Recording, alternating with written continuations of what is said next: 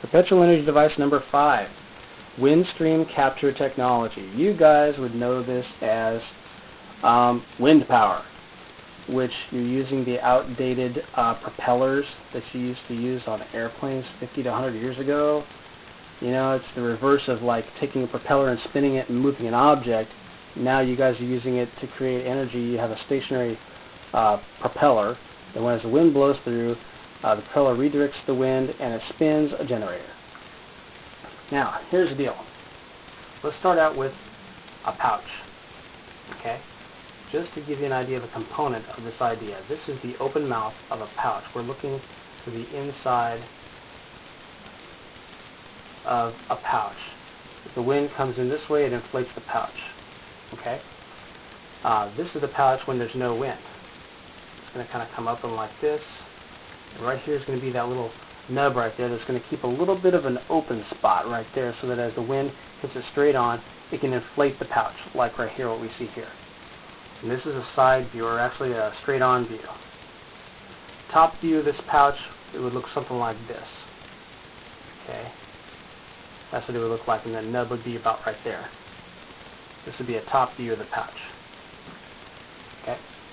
Now, take that pouch, put it on a disc, so that when the wind hits it, it inflates. And as the wind hits it, it spins the disc around, and over here, the pouch deflates.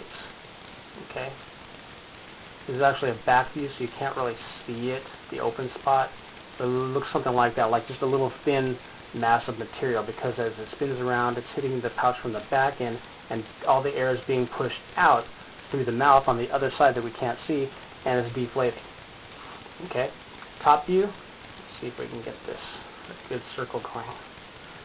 Okay, here's the center. Pouch would look something like this. Okay.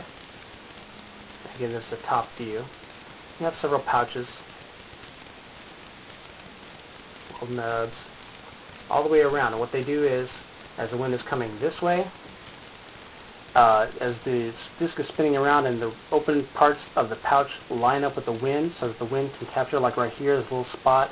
At this point, the wind would hit this pouch, and there's a little spot right there. That nub is right there in the center where the open part is, would allow enough wind in there that this nub is lifting up the material enough, the wind will open up the pouch like this and inflate it, and then the wind captures it and it creates a pushing effect on the disc all the way around. So you have a series of these, and I don't know exactly how many there would be on here. That's where I need our experts to work on that. But basically all the way around. Again, the disc, the wind would hit it. The pouch is open on this side and collapse on this side. What happens is this part is open, and all this material right here around the half circle portion of it is attached, totally attached, not airtight, but attached enough to the disc that it doesn't allow the air to escape. It goes in and gets captured, but isn't released out here. But as this is flowing around, because there's less and less wind as these pouches are moving around here, the wind's not hitting the pouch straight on, they start to deflate. And when they get over here, they're closed, they're collapsed. When they get over here, they're opened back up.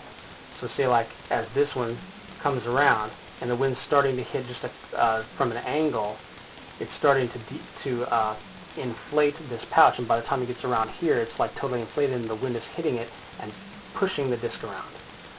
And that's what we want. We want them inflated on one side, deflated on the other. Now, of course, here's the idea.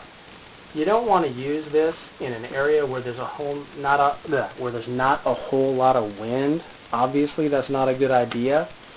If like you're in Alaska, the part of Alaska where it's like sometimes there's like for a good portion of the year, however many months it is, there's 23 hours in the day where there's nothing but sunlight. You probably want to use solar technology.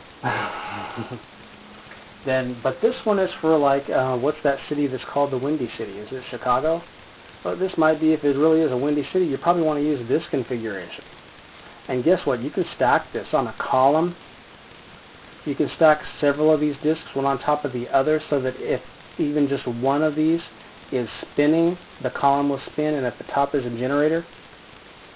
And so you want to have a column where several of these at different heights, wherever the wind is coming through by this column, there's several opportunities for these discs running horizontal to capture the wind on one side and push the disc around as the material collapses on this side and opens on this side. It just keeps it going as long as there's wind. Keeps the disc spinning. A top view would be here. This is the side view. So let me actually label those so you make sure we understand this. This is the side view right here. This one. This one is top view.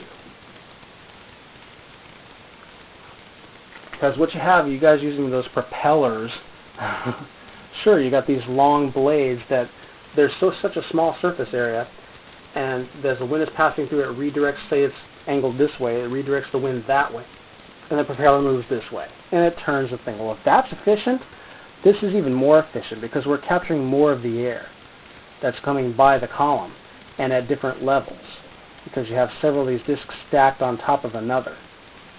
Okay, I don't have room to write this or to show that these are on a long pole-like column and stacked on top of each other, so there's several of these one on top of the other. And if the disc is big enough, you could actually have these pouches side by side. If there was an extended disc and there was room for another pouch out here and another pouch out there that collapses on this side, again opens on this side, then you get even more wind. So you expand this out and make this disc a little bit bigger. Again, economies of scale apply. The experts can tell you what might be the best size for this, given that the gravity is going to try and pull the disc down and, of course, create friction. So you might want to go with a very small disc and just have the biggest pouch possible towards the very end of each side of the disc. So you get a lot of push on this side and very little on this side. You want, again, the pouches are going to capture a lot more wind than just a blade that allows the wind to go by.